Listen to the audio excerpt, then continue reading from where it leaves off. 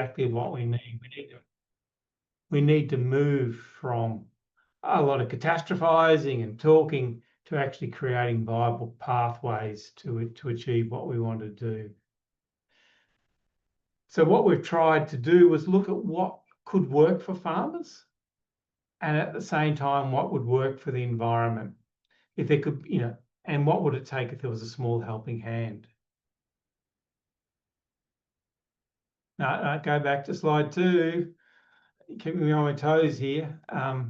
So what I'm going to do is run through what the Pathfinder is and what it isn't, and just a quick run through on how to use it. Next slide now. So what is it? It's an attempt to identify and create pathways for activities that probably still need support to get going because they're outside of things like the Australian Carbon Credit Scheme, but which we have some confidence that they will nudge the system in the right directions. They are things we think farmers might want because they can align with production and efficiency goals, and which are consistent with the Clean Energy Finance Corporation agricultural investment strategy. So good for farmers, consistent with CFC, and we're pretty confident that they're going to drive down emissions. What it is not is a comprehensive list of all abatement opportunities. There's a list more, and I've been working just over the last couple of weeks compiling all the current and emerging technologies for emissions reductions on farms. And it's screeds, 50 for dairy, 30 for livestock. Problem is, a lot of those are early stage, not adoptable, have too much risk. It's not a substitute for good on-farm advice. Use those trusted sources, use your technical advisors to really decide on what to do. And it's not a replacement or competitor for formal or voluntary carbon credit schemes. Use those if you want. This is for those emerging technologies that we think some support might help with. Next slide.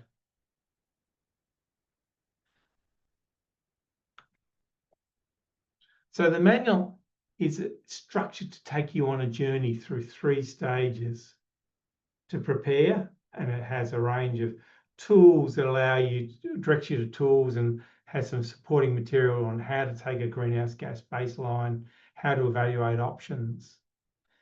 It has a set of considerations that you should do. The important legislation, alignment to standards, leads you through consideration of unintended consequences. And then importantly, it has supporting material that helps you implement an action through a farm emissions reduction plan. It looks at potential loans and advice, and it documents the sorts of evidence and reporting that might be required. Next slide, sorry. But really, it's an online resource, and it's a bit of a choose your own adventure, and you will probably come into it from multiple points. You could come into it because you have some aspirations around your farm or market requirements, but then might lead you to look at this and other supporting material to look at what sorts of actions are likely to impact emissions, which might then lead you to evaluate them, design a plan and implement it. Next slide. Or alternatively, you might actually decide that you want to do a farm emissions plan, which leads you to carry out a baseline, look at the available actions that could reduce emissions, and there's some quick calculations around the scale of that, and then allow you to start to implement those actions. So really, it's a body of resource that you can enter into at multiple points. Really, I'm just going to wrap up there, but I'm happy to take lots of questions later on about particular aspects. I didn't really want to run through the material because you can all read it, but it really just has a range of different technologies or actions under cropping, under livestock, under farm vehicle efficiencies, and then some approaches and constraints on those technologies.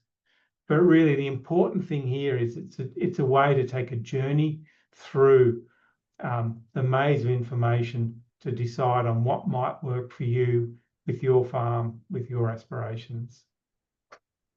Back to the moderator. Thank you very much, Michael. That's great. And please feel free to pop your questions in the Q&A box, and we'll try and get to those at the end after we've heard from everyone.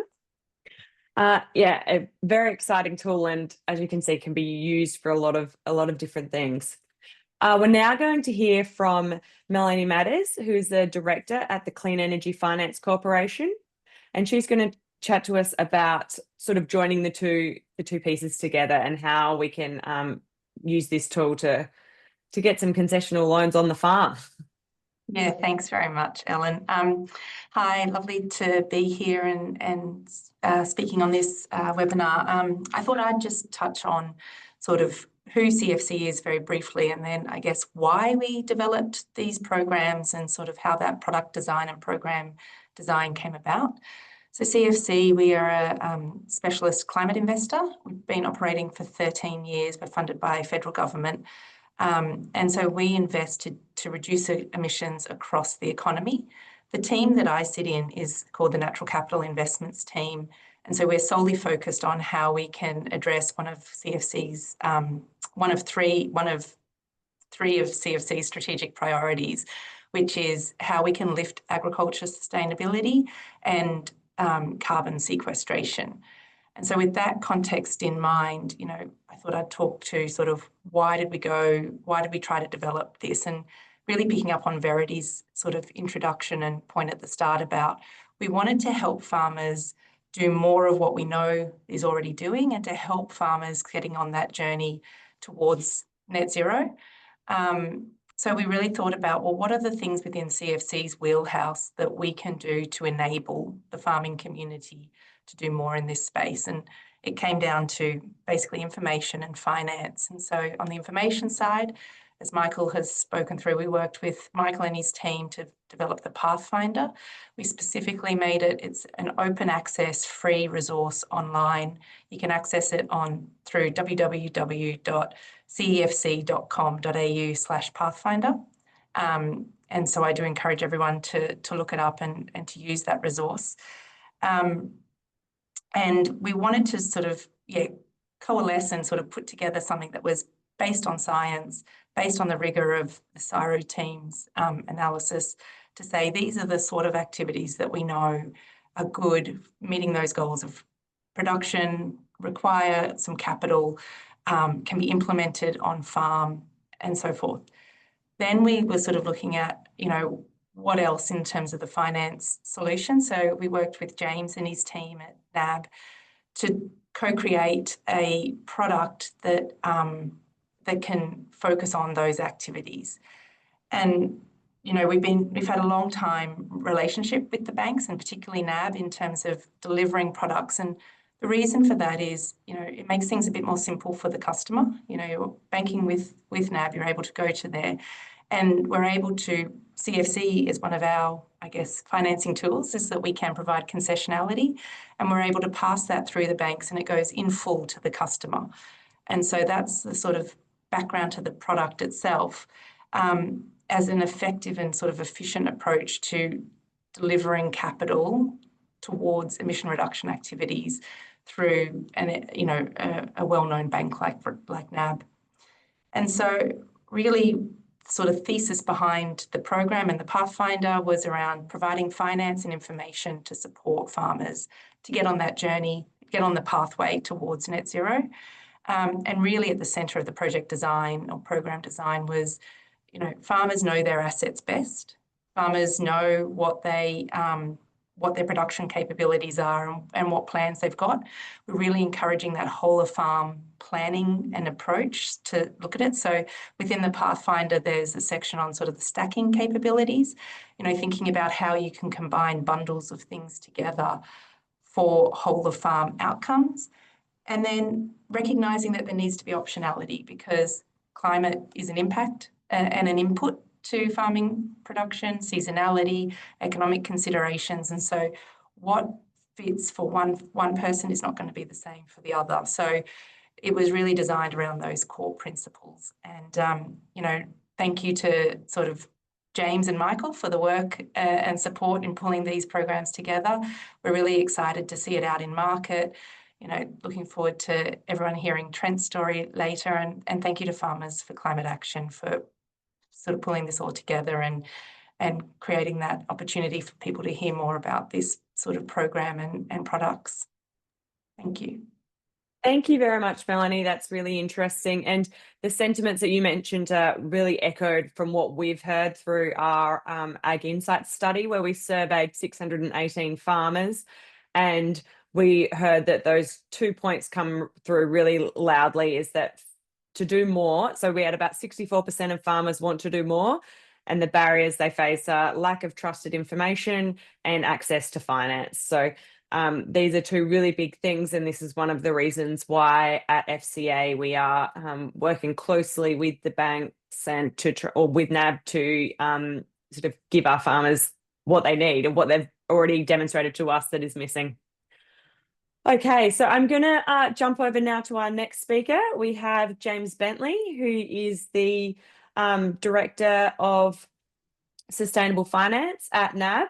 And he's going to be talking to us about the loan process and what to consider. So thank you so much, James. Thank you very much. Thank you very much for having me. I'm joining you from Wurundjeri country here in Melbourne. And, what wonderful context here. NAB has been providing debt and other financial services to support farmers for 160 years. And, I guess adaptation, resilience, have long been part of that traditional funding equation.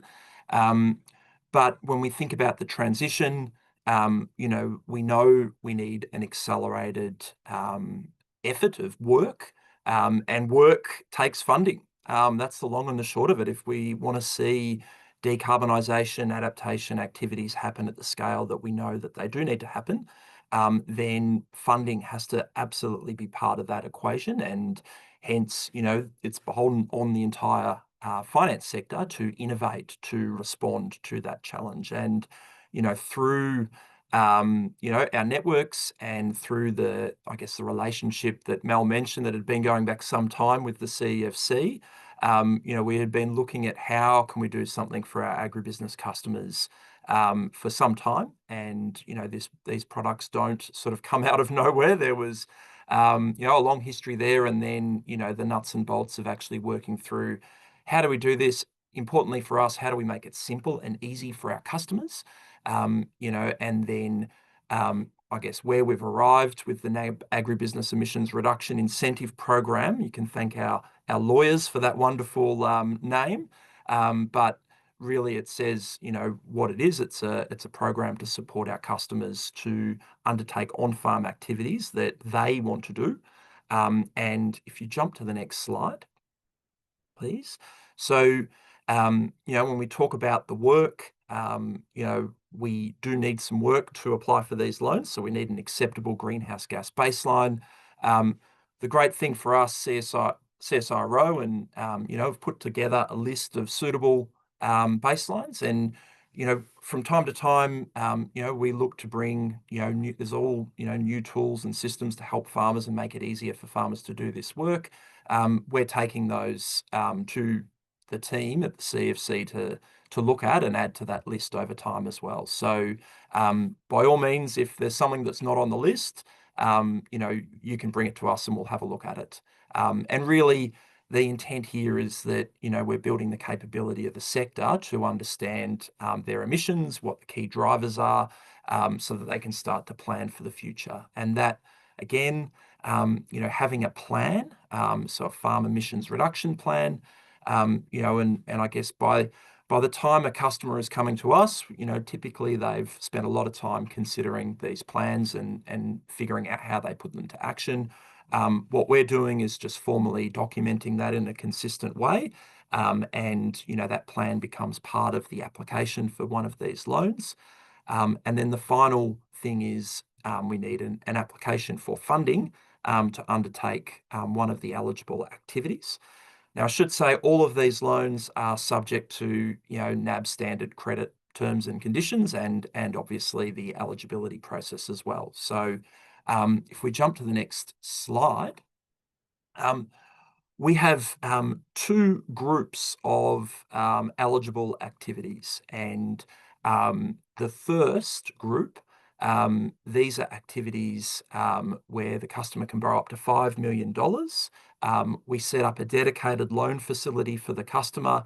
The 1.15% discount is applied to that dedicated loan, and 100% of those funds need to be used for the project to reduce emissions. Now, we have the short list of pre-approved activities, but the door is always open for customers to bring novel and new projects to us for us to look at. And really, the great thing about this initiative is that in the back end, normally, and there are examples where the CFC have loaned directly to farmers, to large corporate entities.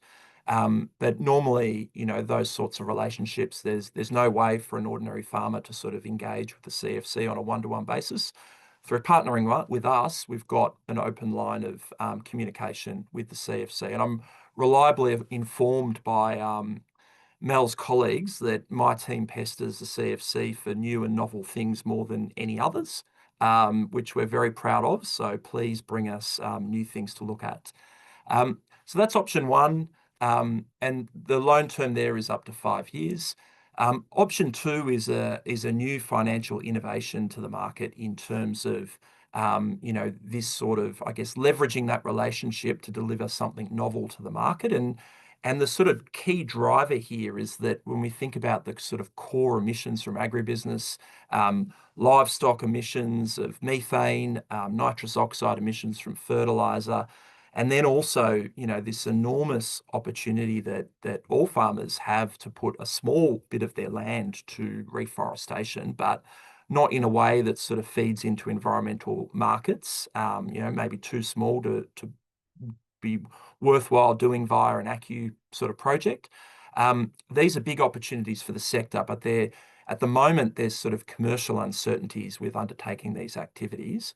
And we need more farmers to be trialing them, to be testing them, to really get better data, better insights, better learned sort of observations about how effective these things are to support that commercialization journey. So we came up with Structure 2, and what it allows is for the customer to finance a portion of debt that could be a refinance of up to $5 million at the discounted rate. The customer saves 1.15% on that loan, which equates, if it's $5 million, it's $57,500 for the year that they will save, and these are 1-year terms.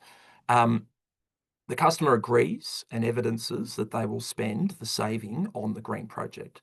So they can use that saving to buy methane inhibitors, to fund the cost difference between the cost of conventional fertilizer and fertilizer coated with nitrification inhibitors, or they can fund a small-scale land care style shelter belt reforestation, fence their waterways and reforest that, and so a really powerful way to leverage commercial funding relationships to drive tangible, much-needed on-farm emissions reductions. So I think I'll finish there, but happy to answer any questions as we go on. Thanks, James. That's great. Yeah, and I feel like I'm not even being sarcastic. I do know a lot more now about how this loan structure works than I did before, and I didn't realize you could use the saving, so you could put it on the financing farm debt and then use the savings for a project instead of just directly funding a project, which is really, really interesting. I was remiss of me to say as well, we have a supporting initiative with the CFC as well that provides a 50 basis point discount for eligible green equipment finance. So, and for example, we're seeing a lot of, the new sort of sprayer tech with the cameras that, only spray the weeds, and also, dramatically cutting, the use of pesticides and herbicides. We're seeing a lot of electrification of equipment, batteries, solar. So any sort of equipment finance purchases where there's a clear emissions benefit, we will have a look at through that program as well. So that is also out there as well. So thank you. That's great. Thank you. Yeah, it's a really exciting, and I'm sure a lot of people have got some ideas swirling that they think would be suitable. So feel free to chuck them in the Q&A box as you as they come up. Now we're really lucky to have Tasmanian farmer Trent Young here, and he has been able to get one of these loans, and he's used the Pathfinder tool. So this is really exciting and something that our listeners will be really interested to hear how all the pieces of the puzzle that we've discussed so far can come together and end up with some more trees on your farm. So Charlene, I might get you to, if you stop sharing your screen perhaps, and then we can Trent, you can. I think Yeah. I'm good to go. Thanks, Ellen. There we go. I don't have any slides though, so it's just That's what I me. thought. Then we can see your screen a bit better. Yeah, so thanks for the invitation. Yeah, my name's Trent, and we produce ultrafine wool on our 900 hectares at our farm. It's called Broad Valley in Campania in Tasmania, so just northeast of Hobart. So we've had the farm for about 4 years now, and we finally got to move to the farm this year. So living there with my wife and 2 daughters, and so that's an exciting milestone for us as a family. But I guess I would call myself an environmentally conscious farmer, perhaps. And so I fundamentally believe working with our landscape and not against it. And so to me, that means lower inputs, but also lower outputs. And so just focusing on higher quality, lower volumes, and that's the way our wool enterprise is structured. And so diversity is important to the approach to farming, be that the animals, the plants, the landscape, every aspect, I think. So, getting more trees into the landscape is part of that for us. And so we're already sort of thinking that way, and, undertaking projects like that, I guess, to reduce erosion and trap moisture in the landscape, and for shelter belts and those kind of things. And then I started talking to our banker at NAB, Annie, and I guess she picked up the journey that we're on and introduced me to the green finance and sustainability options that they had available. And so, to be honest, I was pretty skeptical at first. I'm normally skeptical of these sort of opportunities because they sort of seem too good to be true. And once you get into the detail, there's too many terms and conditions, and they're sort of not worth pursuing. But I persisted and remained skeptical though while I was investigating it and working through the detail. I sort of thought, oh, this is not going to work out. It's a waste of my time. But I was wrong, and so it turned out to be worth the effort and more beneficial to us than just the finance opportunity. I think it's opened my eyes to some of the tools and calculators that are readily available and out there for us to better understand what we're already doing on the farm and communicate our environmental impact and credentials.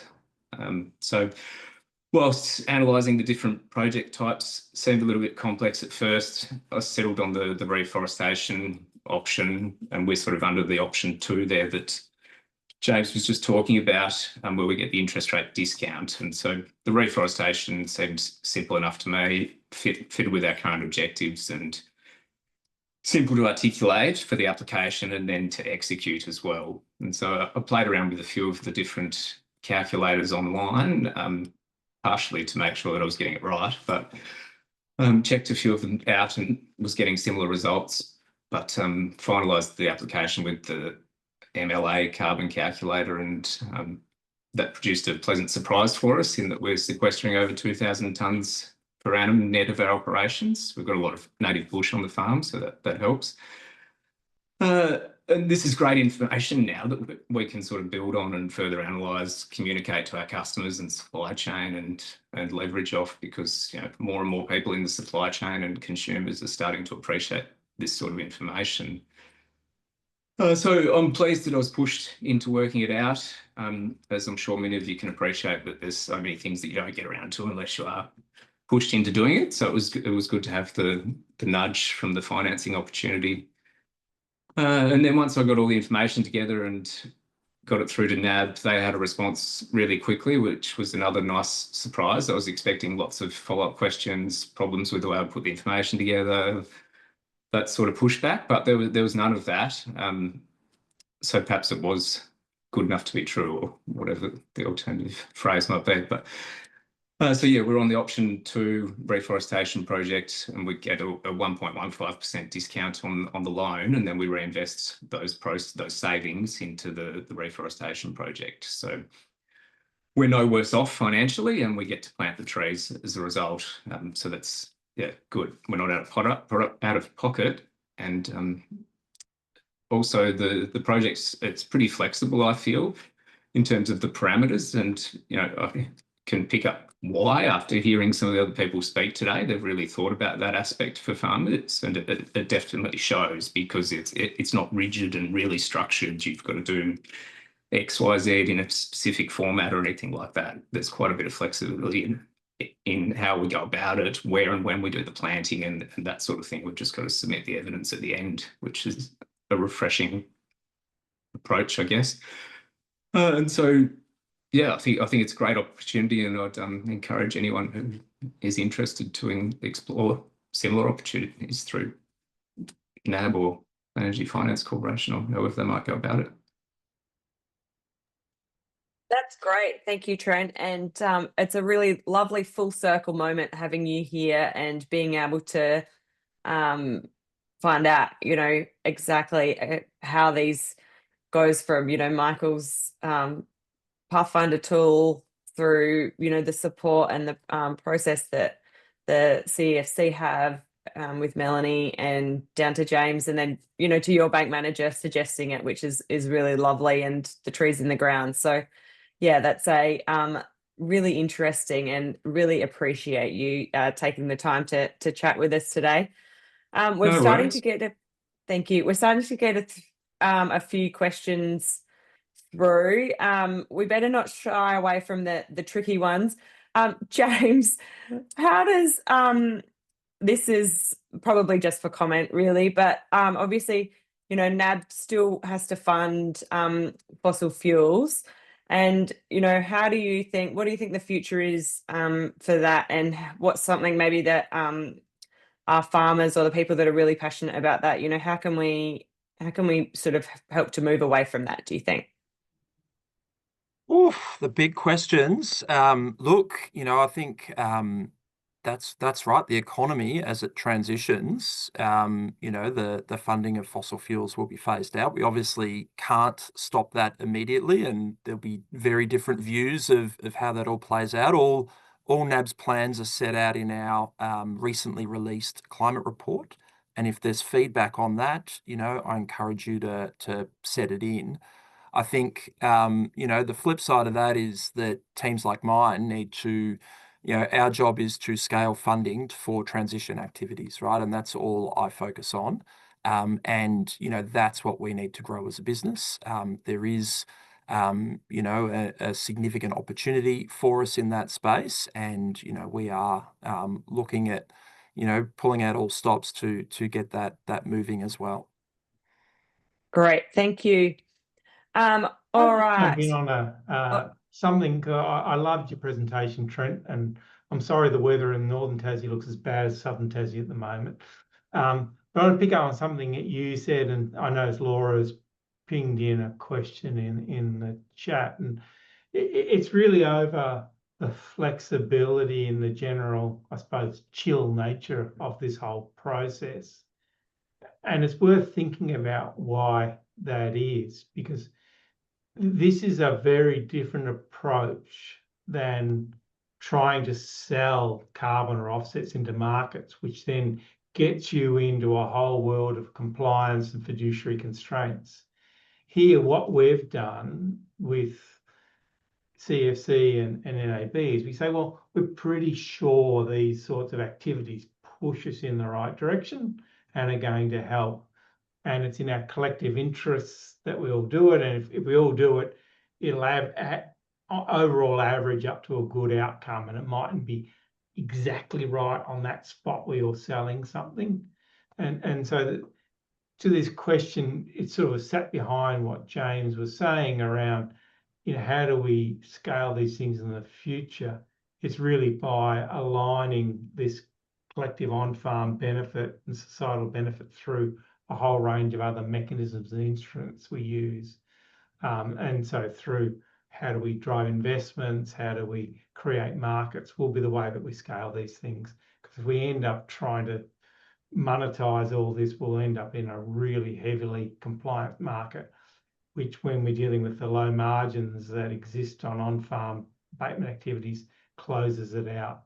And so Trent told a great story around how this was something he wanted to do. The discount rate allowed him to move into it. And it wasn't so much around selling those carbon credits. Thank you, Michael. That's a really great point. And now I might go over to, we've got are there any specific reporting requirements that we should be aware of when doing one of these loans? James, I think probably for you. Sure. I mean, the key thing for us is we need to be able to evidence the expenditures, right? So, so really, we're not looking to reinvent the wheel here. So one, can we substantiate that you have funded these activities via invoices? And then, for things like tree planting and whatever, obviously we want to see the project. And so that can be a banker visit, that can be photos.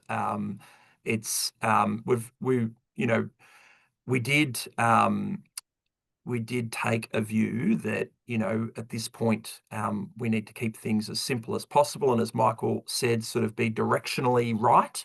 And to Trent's point, farming's a tough game at the best of times, and plans change. So, we're mindful of how that all plays out in the real world.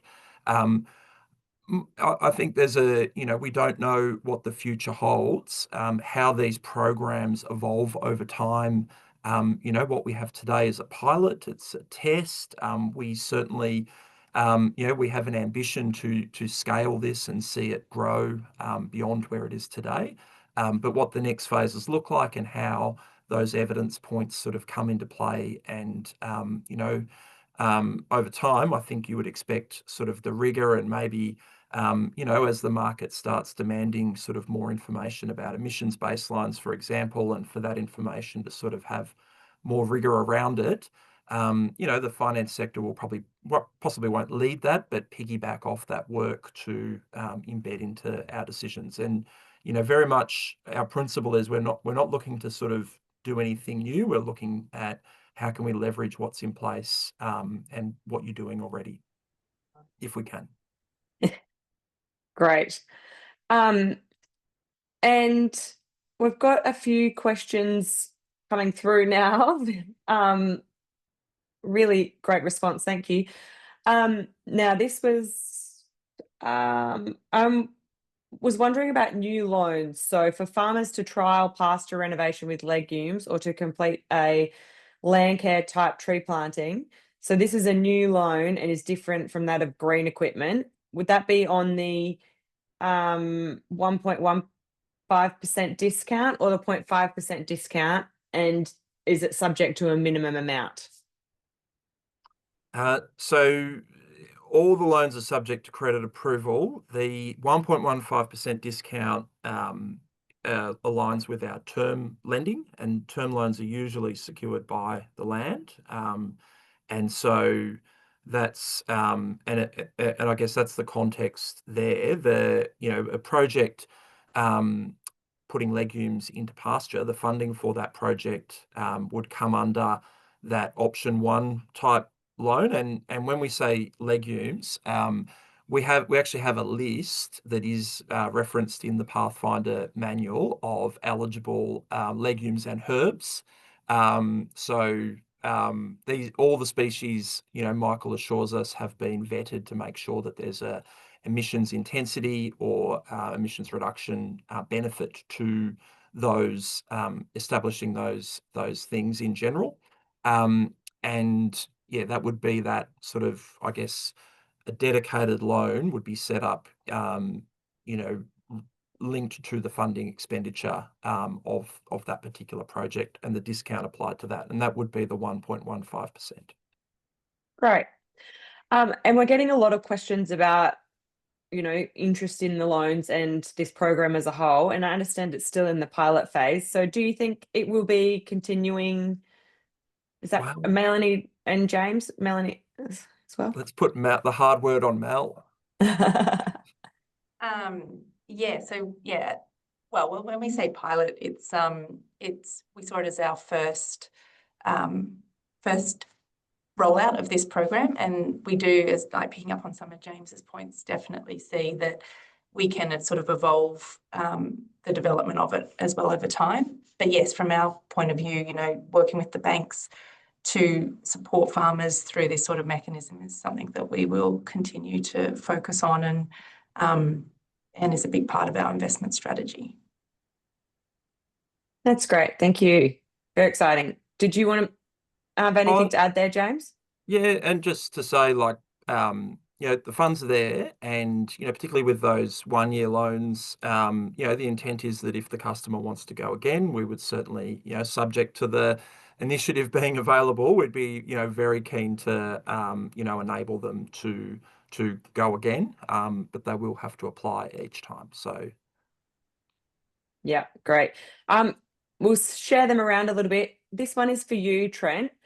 I'm not sure what your market setup is, but do your customers recognize your emission reduction efforts, or are you getting your selling to a premium market because of it? Yeah, we're not leveraging off it adequately at the moment. I think I need to take the information. Our customers certainly appreciate it, but I just probably need to develop a little bit more rigor and verification and validation, perhaps around, at the moment I've only produced the data, and that's probably not good enough for someone selling our wool in Italy. They probably want third parties involved and that sort of stuff. So I think it's pushed me to take the first step, and now we need to build on it and build that data out and make it into a marketable format, I guess, and help tell that story. So it'll definitely add value, but not just yet. Yeah, no, and it's definitely a luxury market with the ultrafine merino, and I think that it's your sort of customer or the supply chain is they're really looking to make sure that you do have those credentials. All right, I've gotten a little bit out of order with my questioning now. Does NAB account for the emissions that the projects either avoid or sequester? Great question. So we have basic calcs to provide a very basic estimate, but all the benefits stay with the farmer. So we're not claiming any of the benefits ourselves, nor are the CEFC. They stay with the farmer. So they're the farmers to use in their marketing claims and in engagement with their supply chain. And I think that's something I think that's really exciting about these types of initiatives, is that there's a bit of a catch-22, and we know the supply chain has sort of been reluctant, or it's been hard to create. How do you create a supply of sustainable commodity? It's hard to get started, and hopefully this type of initiative can overcome the inertia, create the sustainable commodity, and then enable the supply chain to go out and have something to market. Because until nobody really knows what the customer is going to pay until you've got something to test. And so that's hopefully it will be a legacy of this type of initiative as we go forward. Thank you.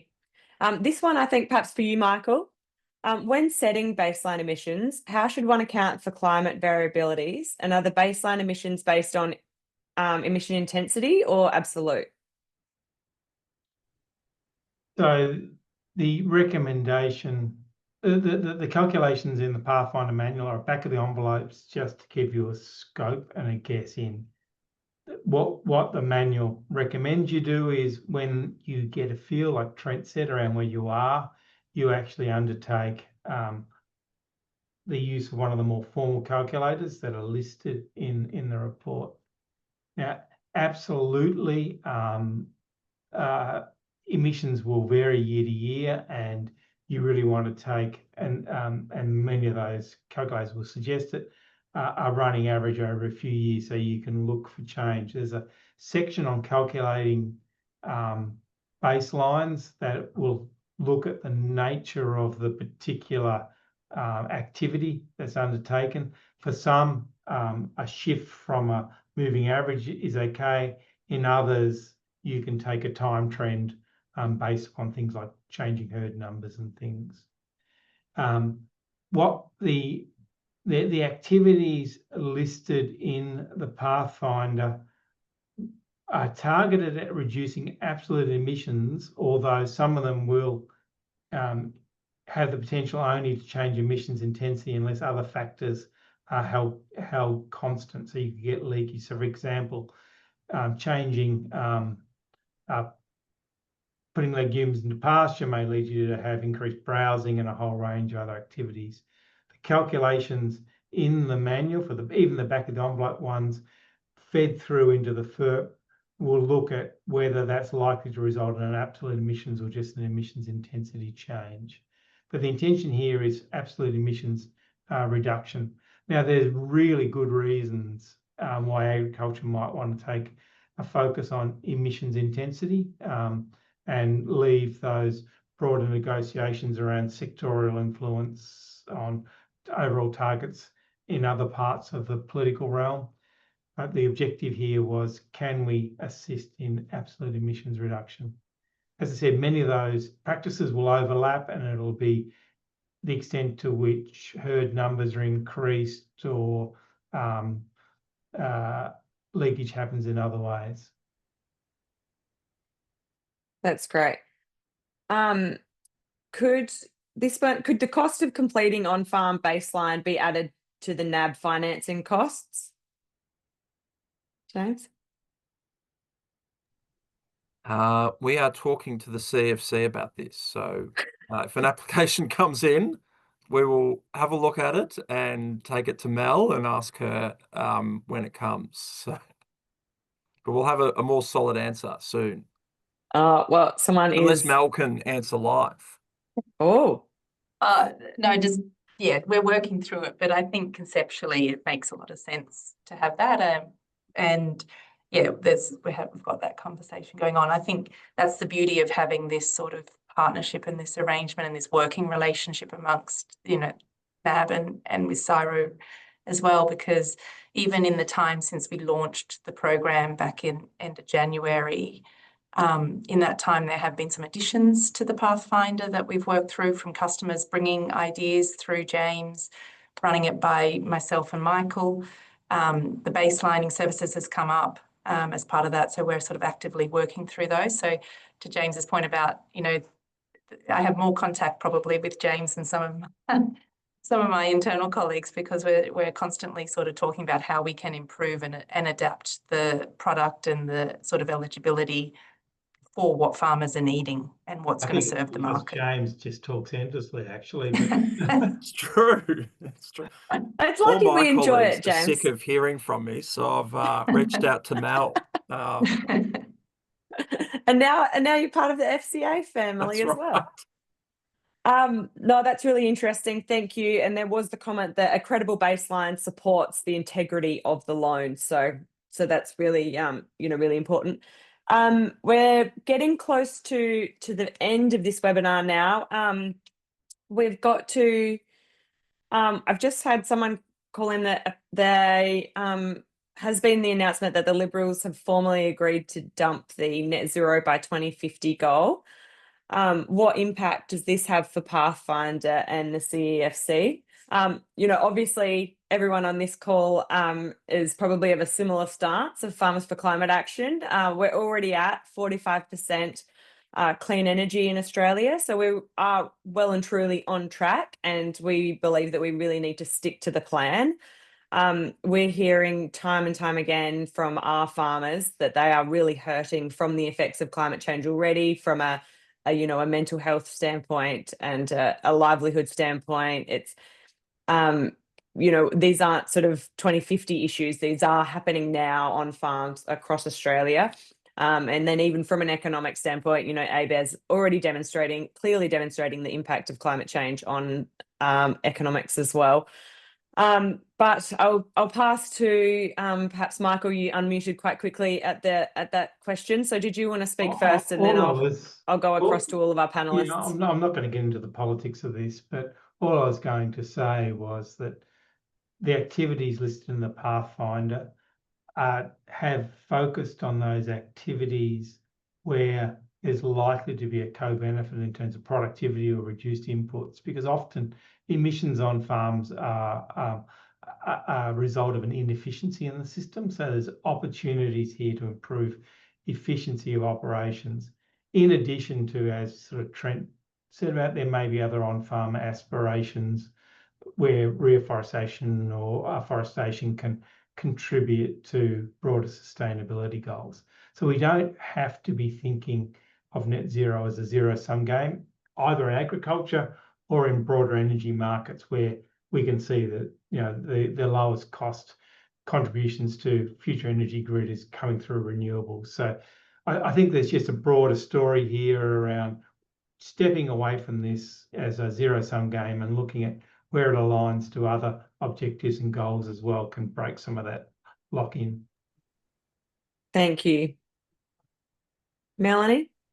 Yeah, thanks for the update. So, I mean, in respect to the question of Pathfinder and CEFC, so the Pathfinder and our program with NAB remains on foot. Nothing will change as a result of that. And CEFC itself, you know, we're enacted through a piece of legislation that sets out what our purpose is. And as I say, we've been operating for 13 years. And so those sort of things won't affect what we do on a day-to-day basis, because our mission and our use of funds is for reduction emissions across the economy. Yeah, that's great. James or Trent, do you have any comment on that? Only to say we're a business, and you know, if the demand for this product is there, then fantastic. That's we're here to support our customers in what they want to do. So that remains unchanged, and hopefully, you know, to finish on a bit of a pitch, you know, we'd love to see applications from as many of you as possible, and you know, give us a good problem to deal with in terms of you know, the enthusiasm for what we've got in market. Thanks. Yeah, 10 cents from me. You know, I tend not to get too caught up in the headlines and the big news stories. I think that there's clear enough signals developing in the marketplace and from consumers and wherever else. I think to a certain extent we're on a journey, and the day-to-day is probably not going to change the trajectory that much from my point of view and the things that I'm involved in. Yeah, that's great. We've all just got to, as we said at the start, continue on the track and doing the work in our circle of influence, and everyone here is you know, doing their part and doing a really great job. Charlene, did you want to pop the slides up again for me, please? I'll nearly let you all escape. Yeah, just wanted to say a huge thank you to all of our panelists for coming along. Really appreciate it. FCA is hugely indebted to all of our all of the work that you are doing, and it's something that, as I mentioned at the start of this webinar, we found through our agricultural insights study that our farmers really want this trusted advice, and they are, one of their main barriers is that access to finance and understanding what would be best for them to do on their farms. And that's something that's really come through today, is that, you know, there's clearly a lot to learn, and there is some financial instruments and things that we can utilize. If you are new to FCA, we have a long list of webinars that we've done previously on various topics on our website. So jump on there and have a look if you want to learn more. And I'll also now just quickly throw over to Ellie, our partnerships advisor. to chat about if you're from an organisation or a corporation and you'd like to partner with us. Thanks, Ellen. Listen, we are a not-for-profit. We operate through the help of collaborative partners, and we would really appreciate it if you can support our work. We're evidence-based, science-based. Our reports, the Ag Insight study being one enabled and supported by NAB, are critical to evidence what's really happening on farm. And we do a lot more than that too. So if you are keen, drop me an email, ellie@farmersforclimateaction.org.au. Or give me a call. I'm always up for a discussion. I'm looking forward to hearing from more that want to support this very important work, because I live in rural New South Wales near a lot of farms, and certainly my community wouldn't exist without them. So I'm passionate about supporting our work. So thanks very much, team. Thanks, Ellen. Thanks for everybody's partnership and collaboration. And the recording will be in inboxes tomorrow, I believe, Ellen. Yes, hopefully. Yeah, and also we just wanted to mention as well, we're currently getting together some news stories to put on our Climate Smart Toolkit. So if you're doing something exciting on your farm that you think would make a great case study, or something that other farmers would love to learn about, or, you know, trialing something new and you've learned a lot, we would love to hear from you. So please get in touch. And then I'll just jump to the last slide, please, Charlene. One of our partners, the CRC Net Zero.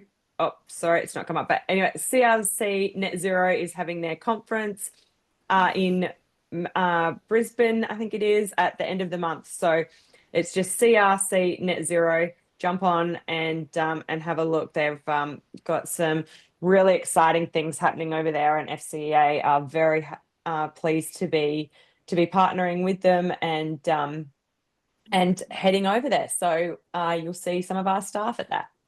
All right, thank you so much, and a huge round of applause virtually, and to our panelists. You did an amazing job. It's never easy, but you definitely made it fun. So thank you so much. Really appreciate your time, and thank you so much to all of our attendees. Bye. Thanks all. Bye.